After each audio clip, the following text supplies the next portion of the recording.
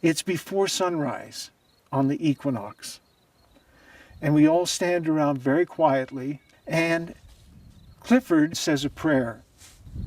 The prayer is totally in Ute. Luckily, my wife was with me. And so she had no problem asking Clifford what he said in the prayer. I'm kind of more cautious and think, well, maybe it's private or sacred or something. But Bonnie just says, we would love to know. What did you say in your prayer? And as I recall, this is the prayer that he gave. We believe that it was designed by the ancient ones, and now it is being blessed by the Indians. We ask thee that this device would be a thing to bring us together, that we might live in harmony and support of one another. And that was the prayer.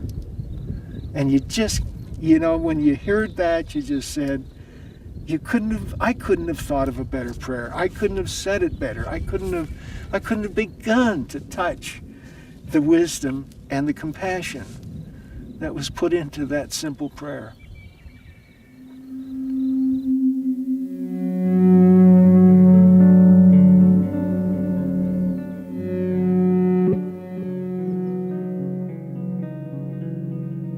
From my point of view, we don't live directly with the Earth anymore. We're off planet, we're aliens. We are, in fact, seeing aliens everywhere. Like in the Middle Ages, angels were seen everywhere. And I think that reflects more the condition of our soul, of our psychological state, of being alien from the very place that we come from.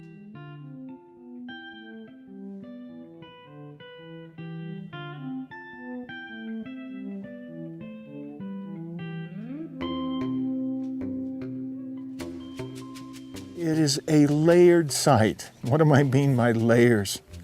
Well, history layers. Geology talks about the stratigraphy of time and the layers of history, ancient geologic history. In this case, it happens culturally. And so when the pioneers first came to this site, they were told by Wa-Kara that they would come to a place in the Parowan Valley. They would go west of there, and they would come out to where the mountain is split. At that point, there would be many petroglyphic inscriptions on the rock. He designated that place as being God's own house. The reason for that becomes very, very clear. And the reason is because at Parowan Gap, there are numerous events at this location which happen uncreate by man. They happened because a mountain was there. A break in the rock, a split in the mountain is there. A split in the rock becomes a face of Tobats. A cave becomes a perfect indicator of the May cross-quarter, August cross-quarter date. A split in the rock, or a division in the rock, a narrow split, becomes an indication of the moon's southernmost rise. Again and again and again, those things happen for the moon, for the sun, for Venus, and they happen repeatedly. So the Indians noticed this as the first step in the history of the Gap. They used it as a passage to the West Desert. When the pioneers came, they noticed the petroglyphs. They did not understand them. They weren't astronomers, and they weren't ethnographers. But as time went on, there was always a mystique about the Gap. And one of those mystiques have been revelations about certain appearances here. Others are biblical interpretations of the petroglyphs. And one is always associated with gold.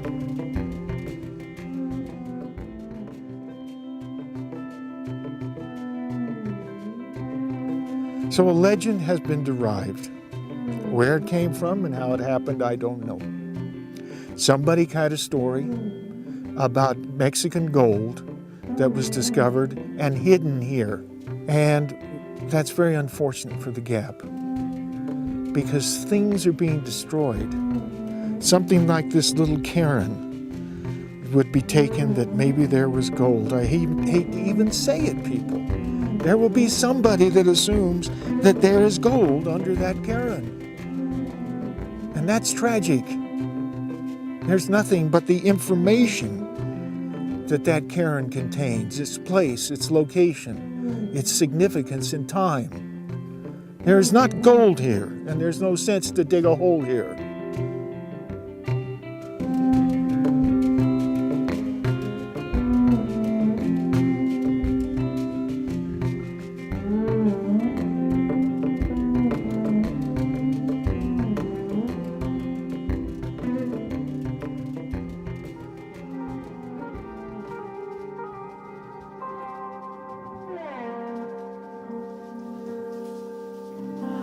Used to tell us this is which way the soldiers used to drag the women by the hair, through here. And she said every once in a while, if you come through here by yourself and you had car trouble, you can hear the ladies, you can hear them screaming. The Indian decided, well, we're not letting the people come through here now. So they all got together and they killed all the people that went through there. Okay, so they had all this gold, coins. So the Goshute people didn't know what it was. So they were out there just playing with it, just throwing it up in the air and everything. And so they didn't know what to do with it, so they just threw it all over there. The people with the beard, they thought that the Indians had taken this gold and taken it up into this canyon. So from that time, they had people that would go through there that would always be looking for gold.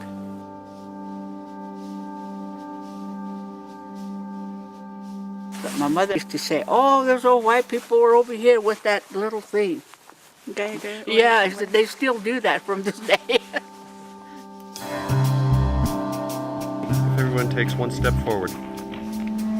We are part of an 8-member team of historical, particularly Baconian researchers called Sir Francis Bacon Sages of the Seventh Seal. When there's this clashing of cultures and merging of cultures and superimposition and the hybridizing of cultures, then you also get the hybrid mythologies. Because the people who invade and take over and dominate and control, colonize another culture, they tell their stories. Like it's always been. It's always been about plunder and war. Cattle raiding, hey, the cattle raiders. The oldest European myth is a cattle raiding myth. Interesting how those stories persist, isn't it? They're still ideal. Someday, my son, this will all be ours, and this will all be beef, you see.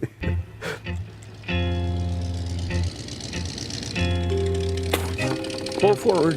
Just do an audio test, just introduce yourself. Okay, 10, 20, 30, 40, 50, 60, 70, 80, 90, 100. Betty bought some butter, but she said this butter bitter. If I put it in my batter, it'll make my batter bitter. So she bought a bit of butter, put it in the bitter batter, made her bitter, batter. So the better Betty bought a bit of butter. All right. Can you hear? When I first was known as the Parowan polygamous prophet, it was very offensive to people in town because there was no plig in town. And I was the first man in about 75 years to take a plural wife here in town. We have been able to coincide the deciphering of the tombstones in Williamsburg, Virginia, that leads out here to Parowan Gap. So we really feel and believe that there's also a Freemasonry Knights of Templar vault belonging to the legacy of Sir Francis Bacon, somewhere close to Parowan Gap, that has biblical antiquities and artifacts belonging to the healing ministry of beloved Jesus the Christ. Was Jesus Christ born and crucified in southwest Utah? We personally believe that he was born in southwest Utah, but we believe that he was crucified in Albuquerque, New Mexico, where the sacred hill is called Tome, T-O-M-E. We're not New Age thought fringe. We're not a scattered, unorganized group. We are very serious historians, Baconian historical consultants. Rastafari. I say Illuminati run the world, but Illuminati take no power. Come now, say me you don't run down. Illuminati come go now we burn down. So we really feel we have an obligation as Americans and metaphysicians. And that's what we're about, too, bringing it to the people. Let's get back to this other deal, what I was telling you, what the Creator said. And he came back again, and then he says, the Mormons are coming. He says, you got to be aware of these people. They're coming, and they're going to take your land.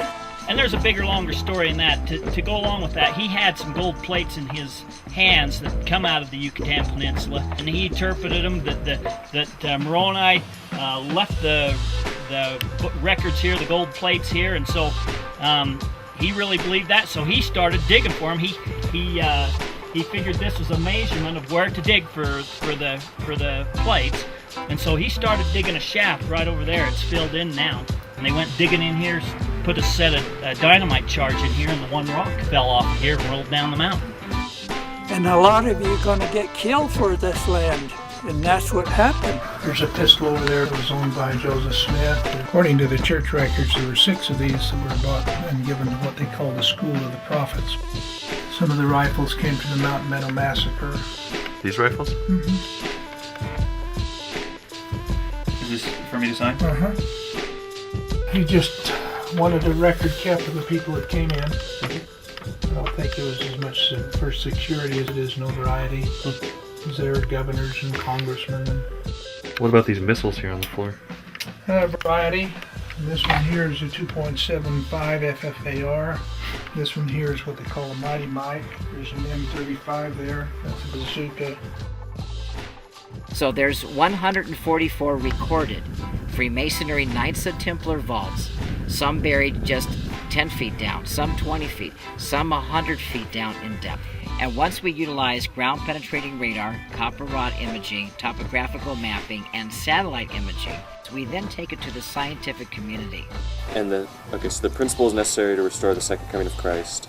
The second coming of Christ means the end of days.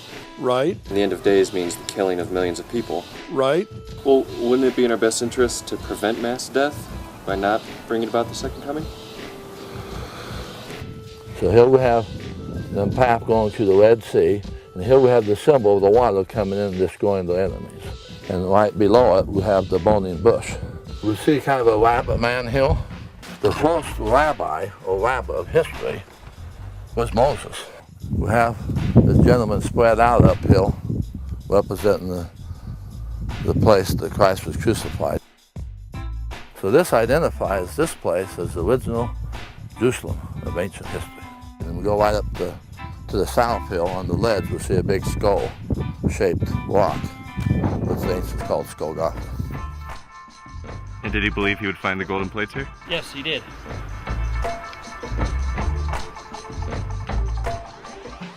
Was Jesus a polygamist? Yep, sure was.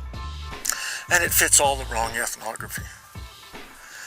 But it's right in that the ancient mind always put the creation of the world in his own backyard.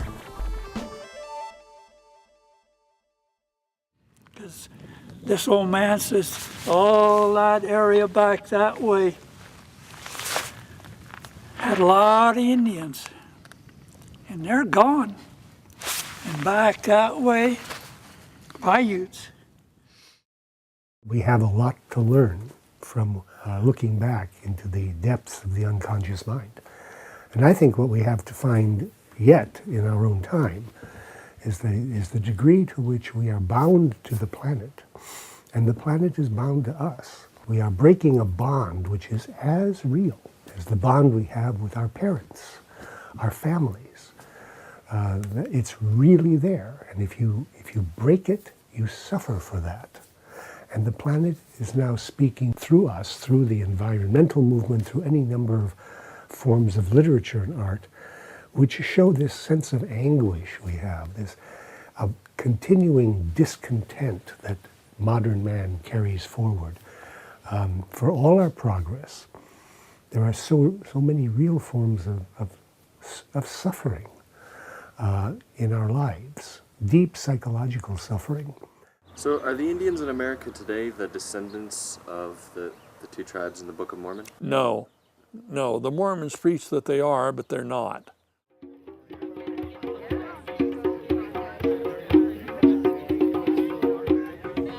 I would like to be the one to figure a lot of it out.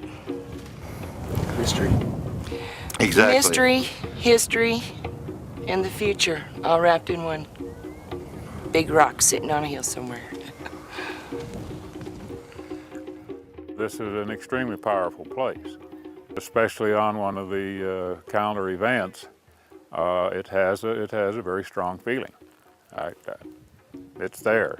I mean, I can feel it. Other people can feel it. It's integrated into the area. I mean, people are going to be impressed by it and are going to get a level of feeling about it, and will integrate it into whatever their life view and perspective is. So the question is, who are we? And the answer has to take into consideration that for over 99% of our time here, human beings have lived on this planet in intimate relationship, not in a power-over relationship, but in an intimate give-and-take relationship with the natural world as part of evolution. You can track it all back to the beginning of this separation of the human from the natural world.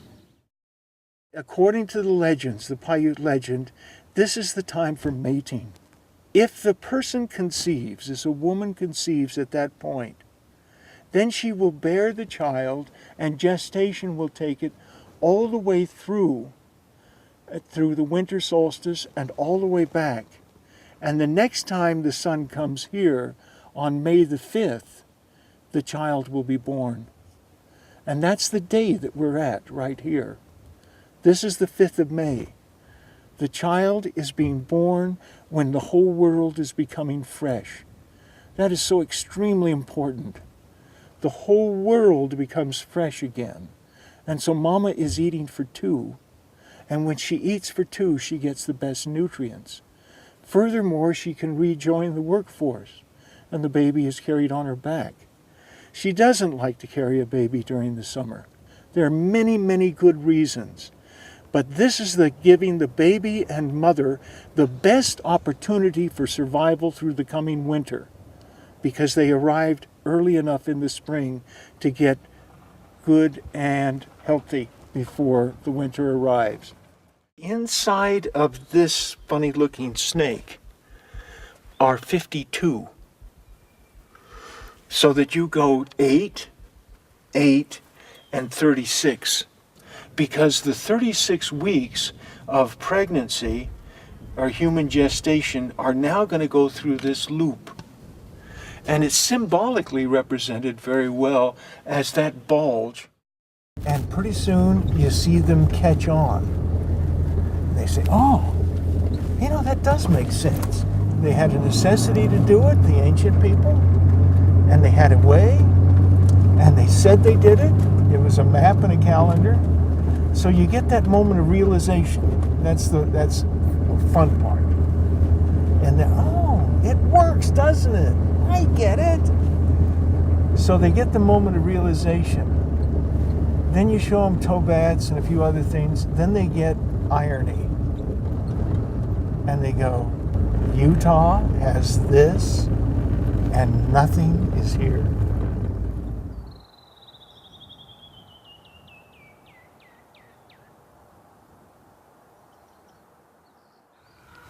Is it offensive when white scientists come in and say this is how it was? Yeah, because sometimes they know more than we do. They shouldn't. Yeah, It seems like yeah, it. that's what, That's what I that- mean. They seem like that they you know guys more know than we more do. than we do. And if we try to tell them something, oh no, I went to college, I studied this, and okay. I say, okay, I'll learn from you. Yeah. I'll listen to your story. The native people of North America believe that they came out of the earth below. And in their progression, they will ascend to the earth above. So this particular place is a place of emergence. The split in the mountain is a place of emergence, but that even more so.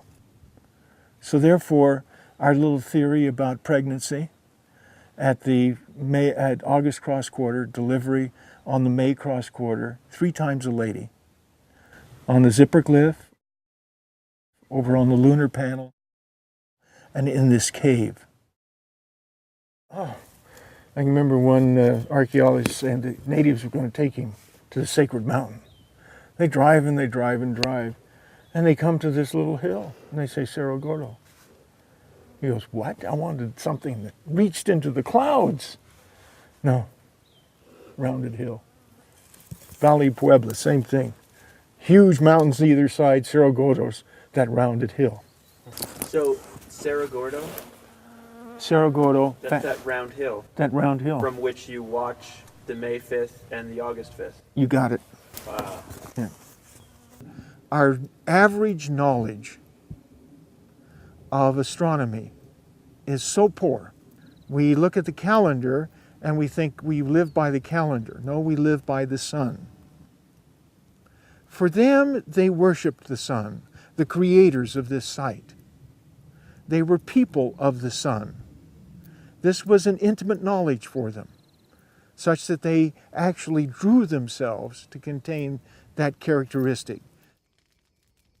Ancient people used the horizon as their gauge, as their measuring tool, as their fixed location for date and time, such the motion of the sun is captured along the horizon.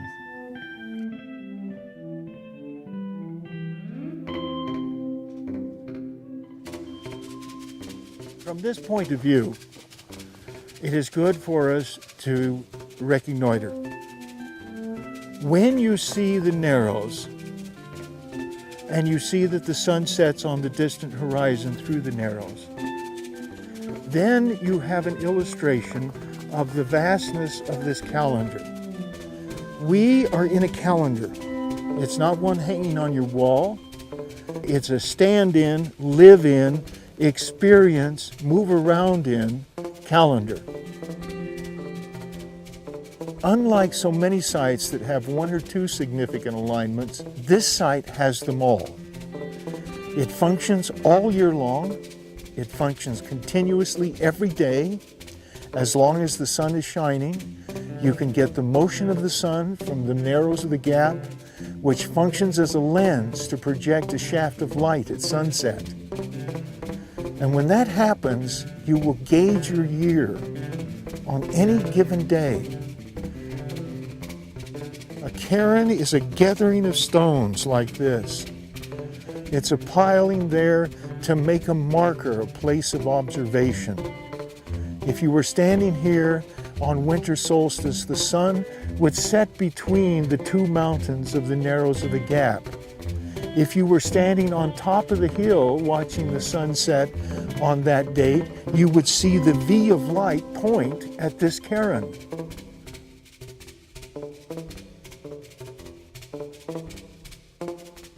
We have a glyph, a map-like glyph, that represents the traverse of the sun between the 2 solstice sunsets and the number of days it takes to make that traverse. So you have to come out of the mind of the ancient person who created the thing, and you have to come in to his method of encoding that whole phenomena into a given representation. And that's a big problem. Let me emphasize this.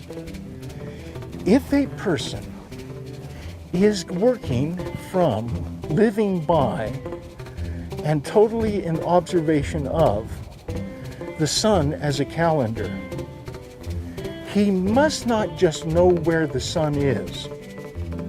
He must carry with him a mental image of where the sun starts from and where it's going to end up and the direction of its travel. If that mental image is not contained, the calendar and knowing the position of the sun means nothing. But once it is inscribed, once it becomes a part of the rock, it exists for thousands of years, and it becomes a part of the culture. So that's the importance. This is not some maybe activity. This is some essential process that they had in making an adaptation to their environment. Stanford University, Princeton University, and I went also to Cambridge. Overall, you might say I was in the academic life and scientific academic life for over 50 years. In my courses, very often students would ask for proof. In science, we don't prove anything. No one has ever proven anything.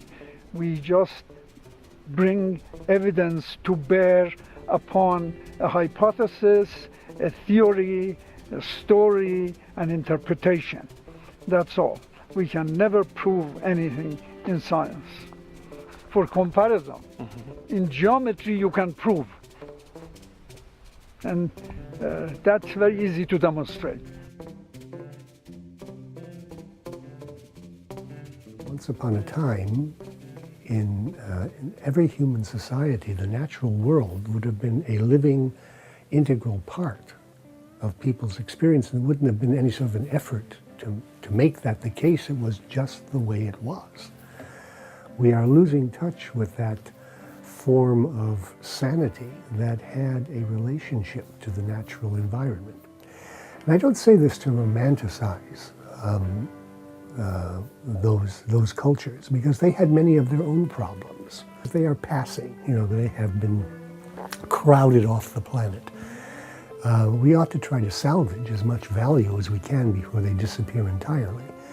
And one of the things they did have was a much more real and authentic awareness of our relationship to the natural world, our dependency upon the more than human world around us.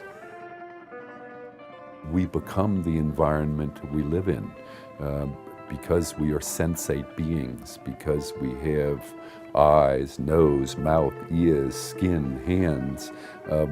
Those things are like litmus. They absorb the environment we're in. And because the world we are in now is no longer the world of old nature, all of us are becoming technology. Maybe an important part of contemporary neurosis is our alienation from the natural world. Maybe there is in people something I called an ecological unconscious, which needs to be gratified. That in that ecological unconscious, there's a sense of great love and great loyalty for the planet we live on and from which we have evolved, but we have been cut off from that sympathy, from that love and that loyalty, from our chance to express it.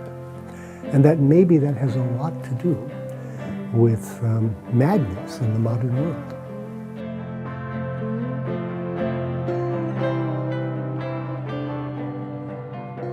If we block this off so nobody can come here, in 100 years, this won't mean anything to anyone, because there'll be no one here to tell the story.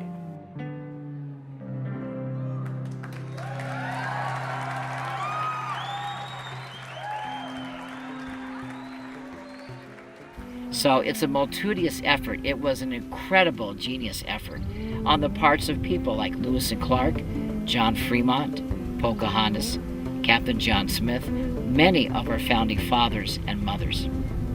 Hiawatha, Betsy Ross, the Rockefellers, the Oppenheimers, the Rothschilds, and the monarchy of Queen Elizabeth II, historians, archaeologists, anthropologists, mining explorers, entrepreneurs, mining engineers, gold, silver, platinum, uranium, copper, zinc, diamonds, gems, rubies. These precious metals were a gift from God to the planet Earth. There's not gold here, and there's no sense to dig a hole here.